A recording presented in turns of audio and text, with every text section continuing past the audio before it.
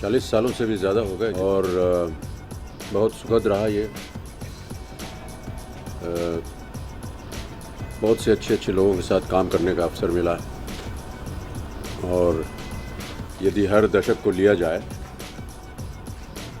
तो शुरुआत में ख्वाजा अहमद अब्बास को धन्यवाद दूंगा क्योंकि उन्होंने सबसे पहले मुझे अपनी फिल्म में काम दिया, साथ हिंदुस्तानी में। फिर उसके बाद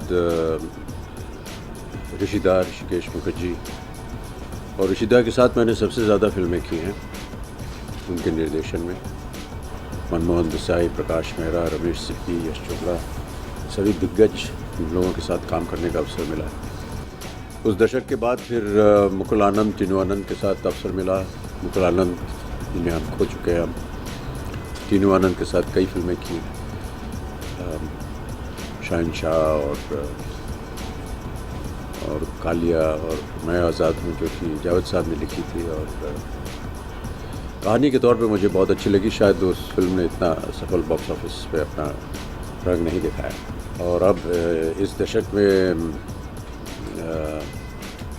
नए उभरते हुए निर्देशक आर बाल्की, सुजॉय और अब जितनी भी नई पीढ़ी है उसके साथ काम करने का शायद अवसर मिलने वाला है। प्रकाश झा के साथ पहली बार काम किया और अब आने वाले दिनों में बस यही उम्मीद रखता हूँ कि जो नए उभरते कलाकार हैं उनके साथ काम करने का अवसर मिले। जैसे आम किसी का जन्मदिन होता है वैसे मेरा भी होता है और कोई ऐसी ख़ास याद तो नहीं है, लेकिन जैसे आम बच्चों का जन्मदिन मनाया जाता था वैसे हमारा भी मनाया जाता था। शायद फ़र्क उस ज़माने में ऐसा था, ज़माना तो नहीं कहना चाहिए, उस उम्र में सभी जब छोटे होते हैं तो बड़े उत्सुक रहते हैं कि कब हमारा जन्मदिन आएगा, दावत दी जाएगी, बच्चे आएंगे। लेकिन अधिकतर जो नज़रिया रहता था वो ये कि हमारे को गिफ्ट क्या मिलने वाला है। और जब छोटे होते थे, जब भी दावत दी जाए बच्चों के लिए, तो सबसे पहले हम लोग जाकर उससे पूछे क्या लाए, क्या मेरे लिए यार। मटीरियलिस्टिक गिफ्ट मुझे कभी भी पसंद नहीं आया। ये लोगों का प्यार और आदर मिलता रहे, माँ बाबू जी का आशीर्वाद था तब तक, उसके लिए मैं अपने आप को भाग्यशाली समझता हूँ। अभिषेक और श्वेता ये दो सबसे बड़े उपहार हैं मेरे लिए, और अब पोती आराध्या और अगस्त्या और नव्या नवेली जो कि मेरी बेटी के बच्चे हैं, यही मेरे लिए सबसे बड़ा एक तोहफ़ा है। हर वर्ष एक और वर्ष बीत जाता है और इस उम्र में आकर के जब एक वर्ष बीत जाता है तो बहुत सी चीज़ें आपकी उम्र के साथ कमज़ोर होती जाती हैं। आँख कमज़ोर हो जाती है और शरीर थोड़ा सा ढीला पड़ जाता है। लेकिन अगर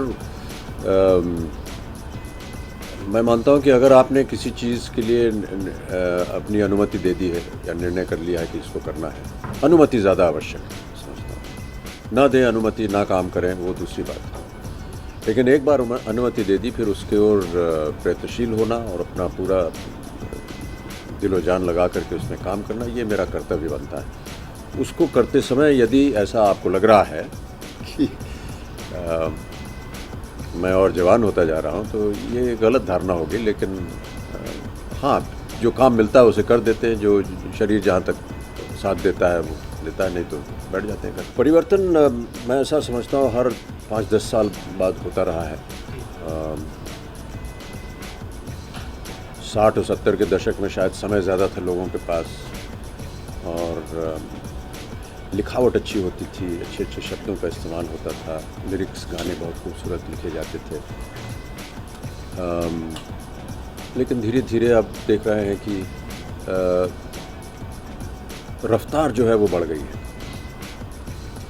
तो इस तरह से मैं ऐसा मानता हूँ कि रफ्तार बढ़ जाने की वजह से, कम्युनिकेशन की वजह से, मोबाइल है, इंटरनेट है, टेलीविज़न है, इन सब की वजह से इसका परिवर्तन सिनेमा में भी हुआ है।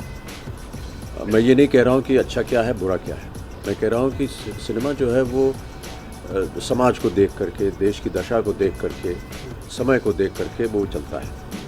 किसी एक दशक को या किसी एक क्षण को मेरे लिए कहना बड़ा मुश्किल होगा, क्योंकि मैंने प्रत्येक दशक को चाहा है। और एक्टिंग के तौर पे देखा जाए तो दिलीप साहब को मैंने माना है, वहीदा जी को माना है हमेशा। और वो मेरे आइडल्स रहे हैं और रहेंगे।